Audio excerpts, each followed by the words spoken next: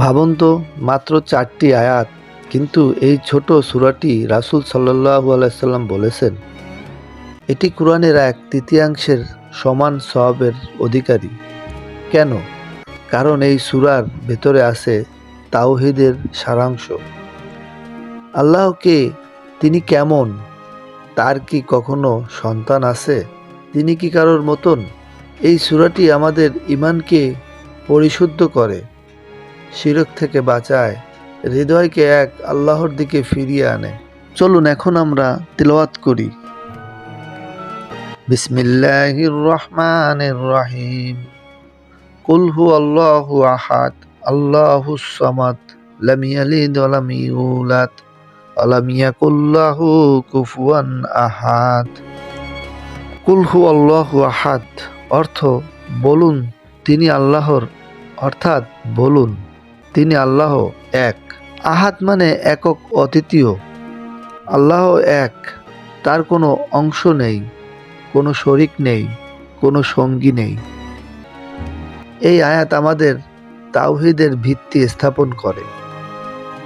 আল্লাহুস সামাদ অর্থাৎ আল্লাহ অমুখাপেক্ষী, সবার প্রয়োজন তার দিকে, কিন্তু তিনি কারো প্রয়োজন মুক্ত।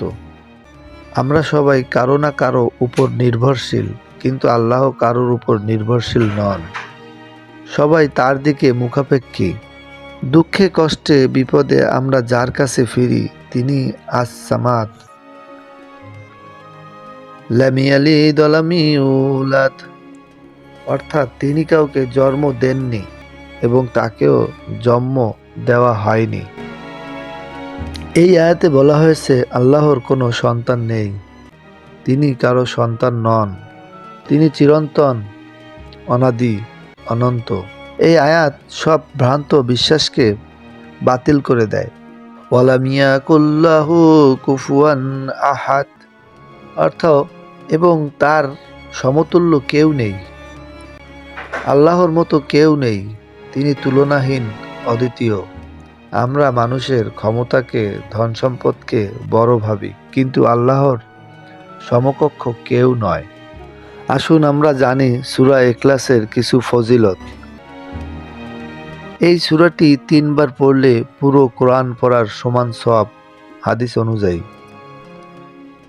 এই সূরাটি পাঠ করলে শিরক থেকে ঈমানকে পরিশুদ্ধ করে। ঘুমানোর আগে এই সূরাটি পড়া সুন্নাত। ফজর ও মাগরিবের পর অত্যন্ত ফজিলতপূর্ণ এই সূরাটি পাঠ করলে। আসুন আমরা জানি আমাদের জীবনে কিভাবে এটি প্রয়োগ করব। যখন তুমি একা, যখন সবাই ছেড়ে যায়, তখন হৃদয় ভেঙে যায়। মনে রেখো আল্লাহ আহাদ, তিনি একাই যথেষ্ট। তার উপর ভরসা রাখো, তার কাছে দোয়া করো। তিনি কারো উপর নির্ভরশীল নন, কিন্তু আমরা সবাই তার উপর নির্ভরশীল। সূরা আল ইখলাস আমাদের শেখায় আল্লাহ এক, অদ্বিতীয়, চিরন্তন। এই সূরা শুধু মুখে পড়ার জন্য নয়, হৃদয়ে ধারণ করার জন্য।